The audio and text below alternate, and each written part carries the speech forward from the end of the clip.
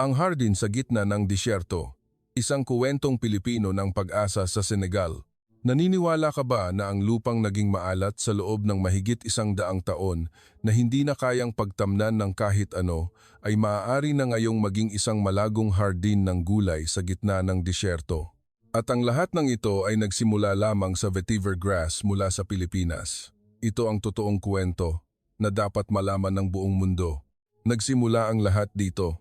15 henerasyon sa nayon ng Uru sa Senegal ang lumaki sa lupang sobrang alat na kahit ang kanilang mga talampakan ay nasasaktan kapag naglalakad tuwing tag-araw.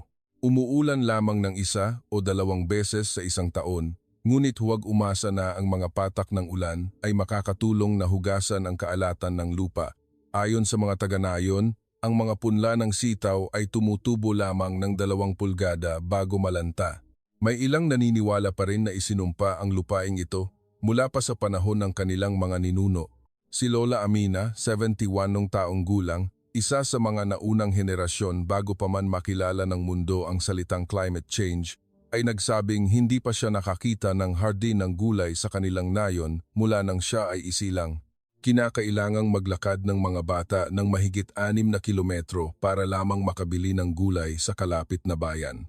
At may mga panahon na sobrang taas ng presyo ng gulay, kaya't napipilitan ang mga taga-nayon na kumain na lamang ng nilagang mais sa loob ng isang buong buwan. Hanggang sa isang araw noong 2025, isang balitang hindi inaasahan ang dumating sa nayon. Isang pangkat ng mga dalubhasa mula sa Pilipinas ang darating upang subukang magtanim ng vetiver grass sa maalat na lupa ng Senegal. Sa simula, walang naniwala. Paano makakatulong ang vetiver grass, isang halamang hindi pa nila naririnig, na buhayin muli ang lupang sobrang alat? Sa mata ng mga taga-nayon, ito ay isa na namang proyekto mula sa ibang bansa na hihingi ng espasyo para sa eksperimento at pagkatapos ay aalis na lang na parang walang nangyari, tulad ng mga nauna. Ngunit ang grupong ito ng mga Pilipino ay iba. Hindi sila dumating na naka-Amerikana at may dalang mga dokumento, kundi nakasuot ng pangtrabahong damit, maong na pantalon, at may dalang mga kalaykay at asarol bilang kanilang mga pangunahing sandata. Pinamumunuan sila ni Professor Mateo de la Cruz, isang mananaliksik sa mga tropical plants mula sa Universidad ng Pilipinas Los Baños, UPLB, kasama ang isang pangkat ng mga agricultural engineer mula sa Bureau of Soils and Water Management ng Pilipinas. Pagdating ng pangkat ng mga Pilipino sa Senegal, hindi sila nagsimula sa pagtalakay ng teknolohiya. Sa halip, hiniling nilang makipagpulong sa mga taga-nayon, nakipag-usap na parang mga kapatid, nakibahagi sa kanilang mga lokal na pagkain, at gumugol ng 2 linggo sa pakikinig sa mga kuwento ng nayon. Ang vetiver grass ay hindi mahika, sabi ni Professor Mateo sa mga taga-nayon. Ngunit kung itatanim natin ito sa tamang paraan, kasabay ng tamang pamamahala sa tubig at tumpak na paglalatag ng sistema ng mga ugat, ang lupang sinasabi ng marami na patay na ay maaaring muling huminga. May mga mahinang tawanan mula sa ilang taga-nayon. Ang ilan ay nagdududa, ang iba ay walang pakialam dahil para itong isang kuwentong pantasya. Ngunit lingid sa kaalaman ng lahat, sa susunod na 210 araw, ang nayon ng Uru ay magbabago magpakailanman. Ang araw ay sumisikat ng matindi tulad ng dati sa Senegal, ngunit ang araw na ito ay naiiba. Mahigit 10 miyembro ng pangkat ng Pilipino ang nakatayo sa paligid ng isang parisukat na lugar na may sukat na halos 3 ektarya na hinukay ng mababaw para maging mga tudling. Nakahilera ang mga luntiang dilaw na damo na dinala nila mula sa Pilipinas na parang mga sundalong naghihintay ng utos. Iyan ba ang vetiver grass? Mahinang tanong ng isang batang lalaki habang nanonood mula sa malayo. Tinawag ng pangkat ng Pilipino ang mga taga-nayon upang ipakita kung paano itanim ang vetiver grass. Ito ay mga espesyal na uri na pinili dahil sa kakayahan nitong tiisin ang mataas na antas ng kaalatan, isang variety na pinaunlad sa Pilipinas. Ang layunin ay hindi lamang magtanim ng damo, kundi lumikha ng isang biological wall na tutulong na mag-ipon ng tubig, bawasan ang pagguho ng lupa at dahan-dahang sipsipin ang kaalatan mula sa ilalim ng lupa.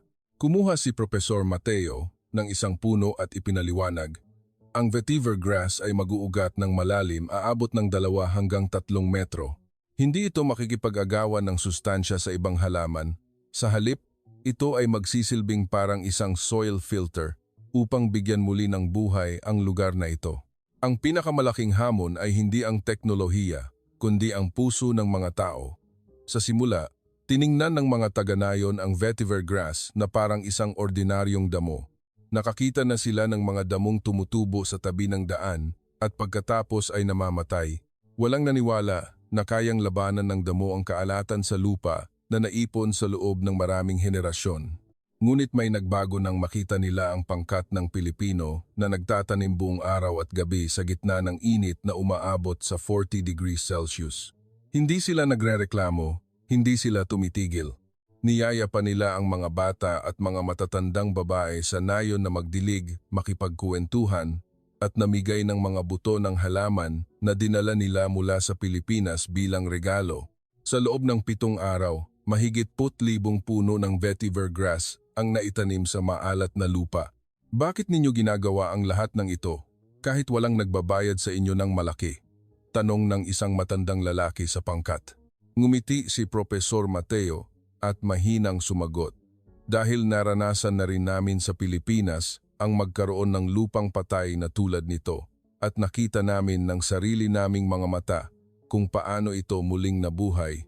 Mula sa araw na iyon, nagsimulang tumulong ang mga taga-nayon, isa-isa, grupo-grupo. Ang mga kabataan ng Uru ay nagsimulang magpaturo kung paano magtanim ng vetiver grass mula sa pangkat ng Pilipino. Hindi na nila sila tinatawag na mga dalubhasa, kundi mga kapatid mula sa Asya. Ang susunod na 210 araw ay malayo pa, ngunit ang araw na ito ang simula ng pagbabalik ng pag-asa. Makalipas ang halos 1 buwan mula nang itanim ang vetiver grass sa napakaalat na lupa ng Uru, nagsimulang mapansin ng pangkat ng Pilipino ang isang bagay na hindi pangkaraniwan. Sir Mateo, ang lupa sa plot kung saan nakatanim ang vetiver ay nagsisimula ng lumambot, masayang sigaw ng isang inhinyero. Ginamit ng pangkat ang mga instrumento upang sukatin ang antas ng kaalatan sa lupa at natuklasan na ang EC o electrical conductivity ay bumaba ng halos 15% sa loob ng 4 na linggo. Sa mga lugar na walang tanim na vetiver grass, ang EC ay tumaas pa dahil sa pagsingaw ng asin sa ibabaw ng lupa. Ito ang unang patunay na nagsisimula ng gumana ang vetiver grass. Ang sikreto ay nasa mga ugat nito. Hindi ito lumalago ng pakalat tulad ng karaniwang damo. Sa halip, bumabaon ito ng malalim sa ilalim ng lupa, sumisipsip ng mga mineral at asin mula sa mas mababang bahagi ng lupa at iniimbak ito sa mga dahon. Ang ibang halaman ay mamamatay kapag natamaan ng asin, ngunit ang vetiver grass ay parang isang natural na pansala ng lupa, paliwanag ni Professor Mateo sa isang pagsasanay para sa mga taga-nayon. Ang dating tuyo at bitak-bitak na lupa ay nagsimula ng magkaroon ng mga guhit ng luntiang vetiver grass. Nagsimulang maramdaman ng mga taga-nayon na ang imposible ay nagiging posible. Hindi lang ang lupa ang nagbago, kundi pati na rin ang puso ng mga tao. Ang batang lalaki na dating nagdududa sa vetiver grass ay siya na ngayong may hawak na pandilig tuwing umaga. Ang matandang babae na dating nagsasabing walang silbi ang lugar na ito ay naglaan ng espasyo sa likod bahay niya para magtanim pa ng vetiver. At ang mas kamangha-mangha, nagsimula ang mga taga-nayon na maghukay ng maliliit na balon upang subukang mag-ipon ng tubig ulan dahil ipinayo ng pangkat ng Pilipino na kapag nagsimula ng sumipsip ng tubig ang lupa, maaari na silang gumamit ng maliliit na sistema ng patubig sa hinaharap.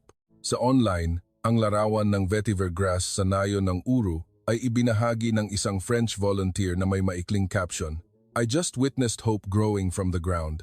Malayo pa ang 210 araw, ngunit ito ang unang pagkakataon sa loob ng 15 henerasyon na naramdaman ng nayon na ang kanilang lupa ay maaaring magbigay muli ng buhay.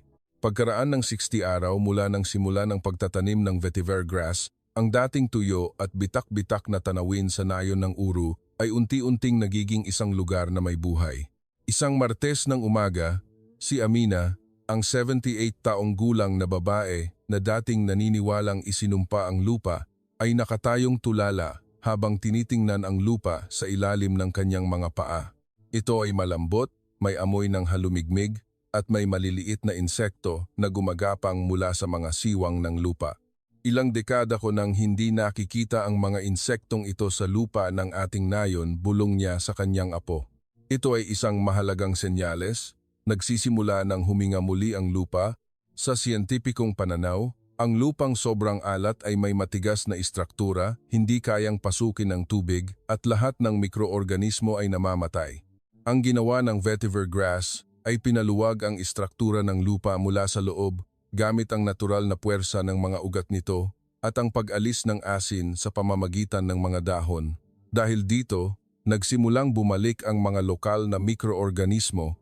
Nagsimula ang pangkat ng Pilipino na gumawa ng isang pansubok na taniman ng gulay sa isang 6 na metrong parisukat na lugar kung saan malusog ang pagtubo ng vetiver grass. Sinubukan nilang magtanim ng mani, kamatis, at bell pepper nang hindi gumagamit ng anumang kemikal na pataba. Sa unang linggo ng eksperimento, nagsimulang sumibol ang mga murang dahon mula sa lupa. Ang labis na ikinagulat ng mga taga-nayon ay hindi nila akalain na tutubo ang gulay sa kanilang lupa. Hindi ko inakala na may tutubo sa lupa natin, sabi ng isang lalaking taga-nayon habang itinuturo ang puno ng mani na halos 15 sentimetro na ang taas. Ang boses ng nayon ay nagbago mula sa pagdududa patungo sa pagtatanong. Tinanong ng mga bata ang pangkat ng Pilipino kung paano magtanim at kung gaano karaming tubig ang kailangan. Ang mga kabataan ay nagsimulang mag-alok ng tulong sa paggawa ng mga kanal para sa patubig sa mga bagong taniman. Ang mga may bahay ay nagsimula ng maghukay sa kanilang mga likod bahay dahil gusto nilang subukang magtanim sa unang pagkakataon. Tiningnan ni Profesor Mateo ang lahat ng ito ng may ngiti. Ang vetiver ay hindi ang bayani. Ang totoong nagpabago sa nayong ito ay sila mismo. Ang nayon ng Uru ngayon ay nagsisimula ng magbago ng malinaw. Hindi lamang ang lupa, kundi pati ang pag-iisip ng mga tao. Mula sa pagiging sanay sa salitang hindi maaaring pagtamnan, naging subukan nating magtanim, at iyon ang simula ng salitang sustainability. Ang mga yabag ng mga batang tumatakbo sa mga taniman ng vetiver grass, isang bagong umaga, ay sinabayan ng mga halakhak na hindi pa naririnig dati sa nayon ng Uru. Tinawag ni Ahmed, isang batang lalaki, ang kanyang mga kaibigan para ipakita ang kanyang tanim na mani na tumaas na naman ng 2 pulgada. Kahit hindi pa ito maaaring anihin, para sa mga taga-nayon na lumaki sa maalat na lupa, ito ay isang maliit na himala na nagsisimula ng maging totoo. Ang nakalipas na 90 araw ay panahon ng pagpapatunay para sa pangkat ng Pilipino at para sa mga taga-Uru. Hinati ng pangkat ng Pilipino ang lugar ng eksperimento sa 3 bahagi. Isang plot na puro vetiver grass, isang plot na may vetiver at cover crops, at isang plot para sa mga gulay sa lupang dating tinamnan ng vetiver. Malinaw ang resulta. Ang plot na dinaanan muna ng vetiver grass ay may 25% na mas mataas na halumigmig kaysa sa iba at may mga palatandaan ng mga bulate, isang mahalagang indikasyon na ang lupa ay totoong nabubuhay muli.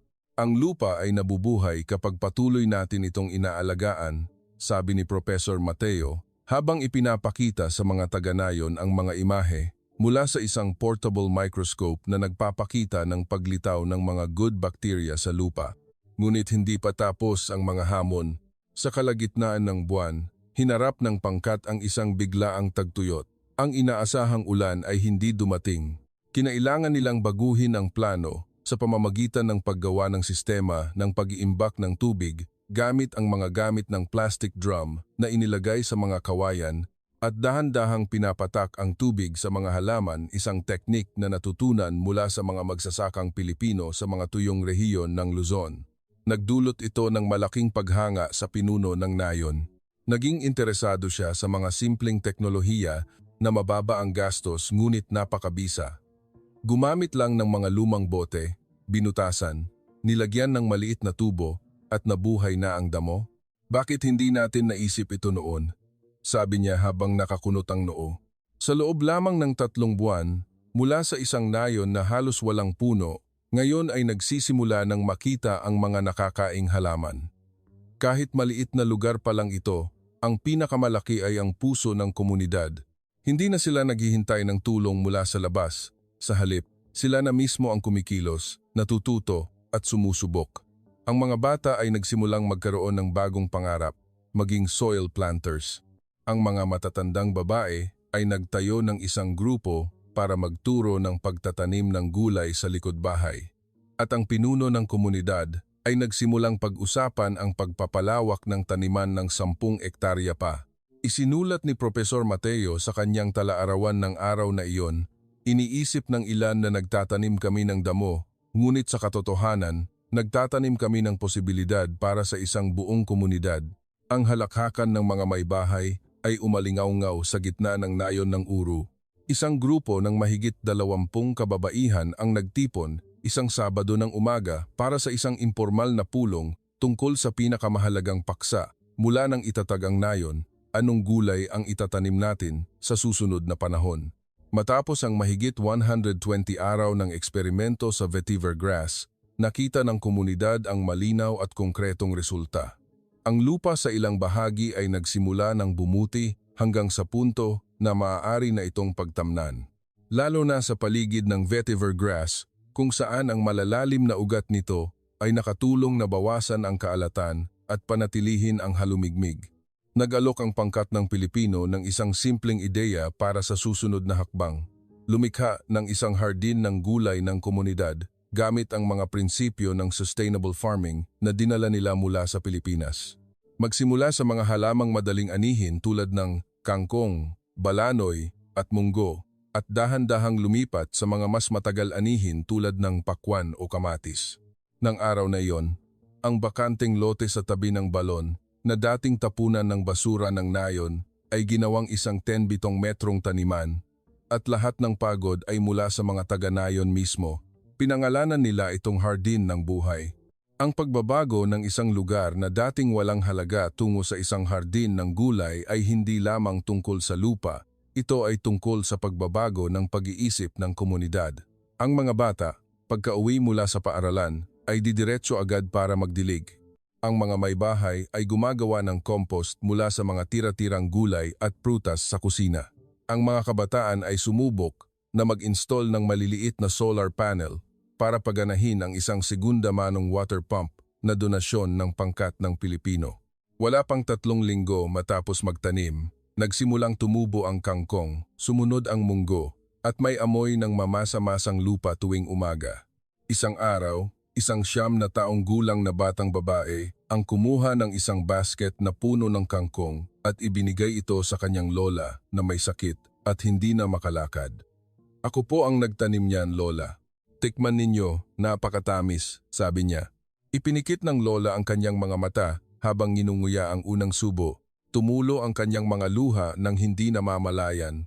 Hindi ito pagbuhay muli sa lupa, kundi pagbuhay muli sa puso ng isang buong nayon, isinulat ni Profesor Mateo sa kanyang talaarawan. Hindi lang sila nagtatanim ng gulay, kundi itinatanim nilang muli ang dignidad ng kanilang sariling buhay. Isang gabi, habang malakas ang ihip ng hangin mula sa disyerto at ang langit ay puno ng mga bituin, nagtipon muli ang mga taga-Uru sa gitna ng nayon.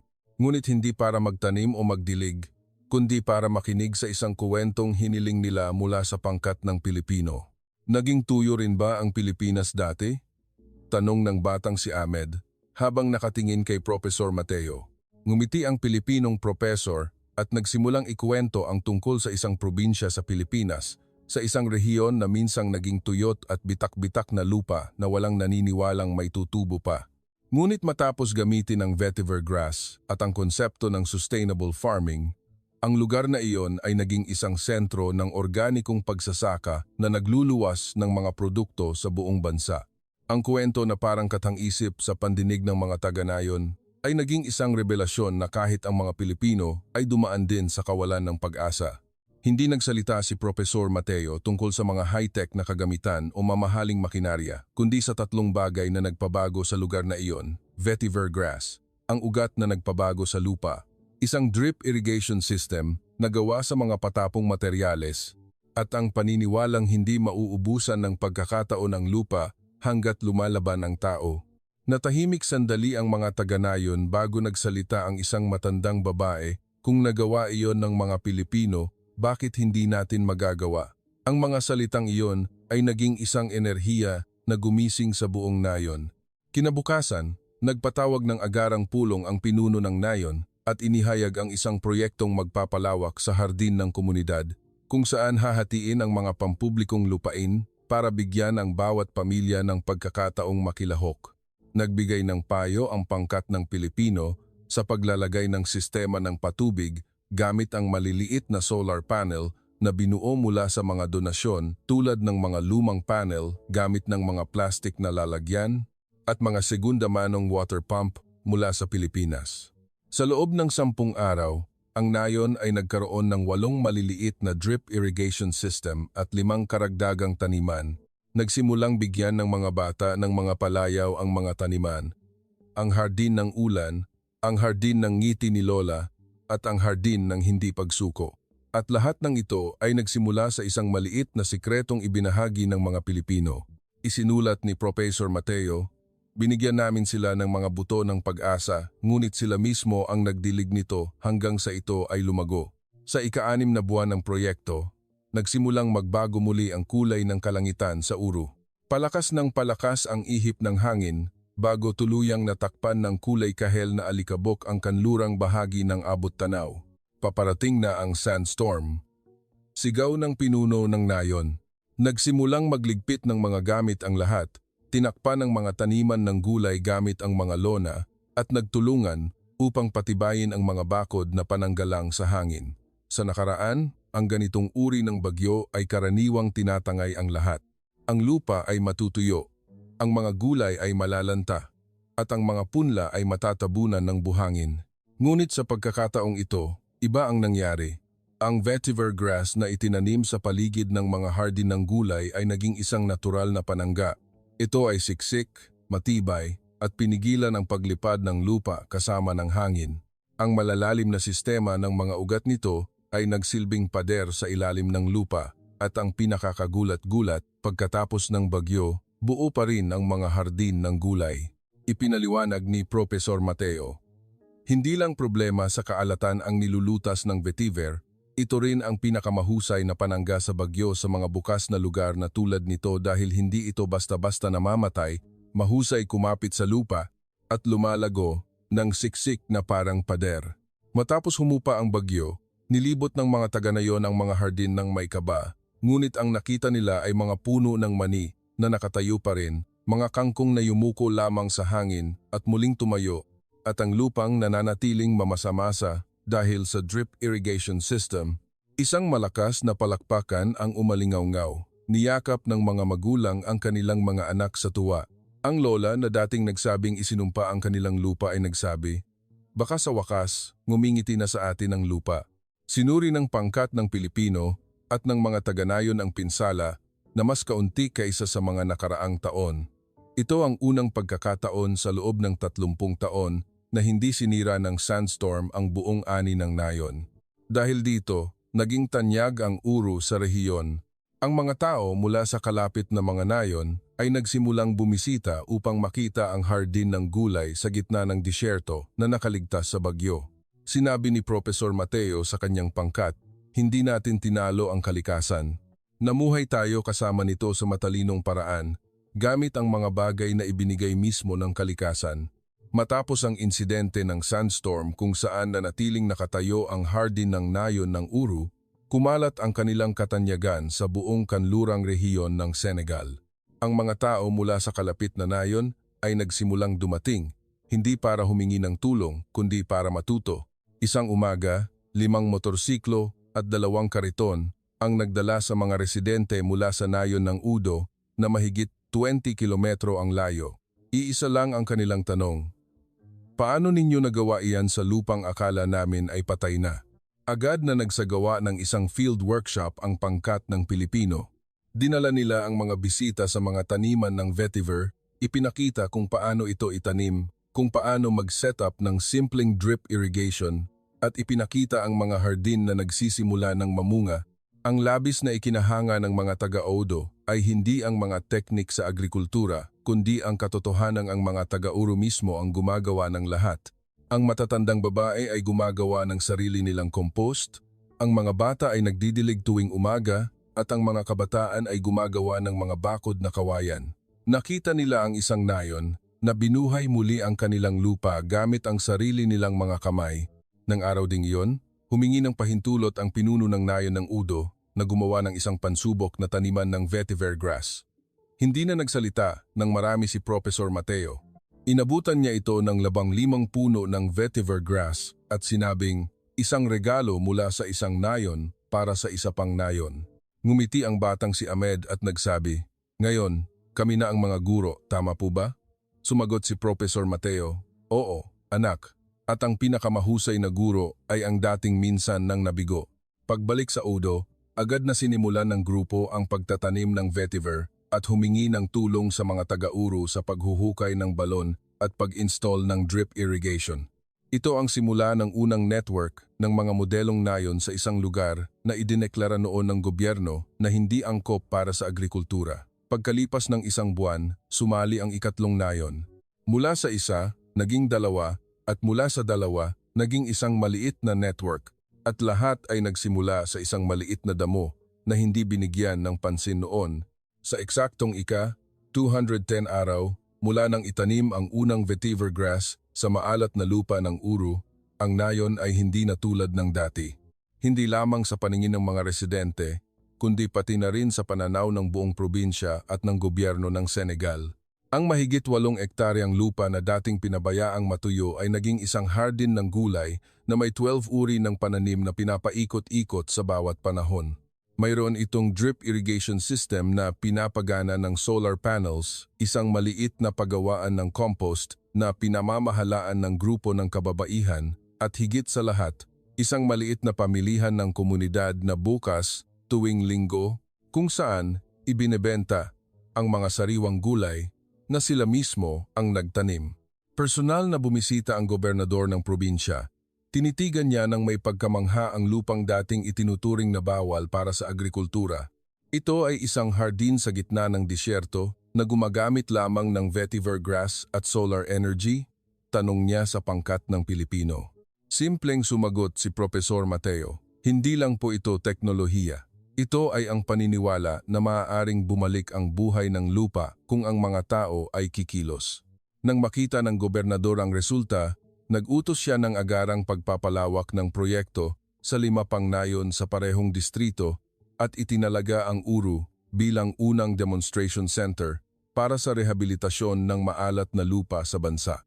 Inimbitahan ang pangkat ng Pilipino na magsalita sa isang pambansang seminar sa kabisera, ang Dakar. Ngunit ang mas kahanga-hanga, 3 residente ng Uru ang inimbitahan ding magsalita sa parehong entablado.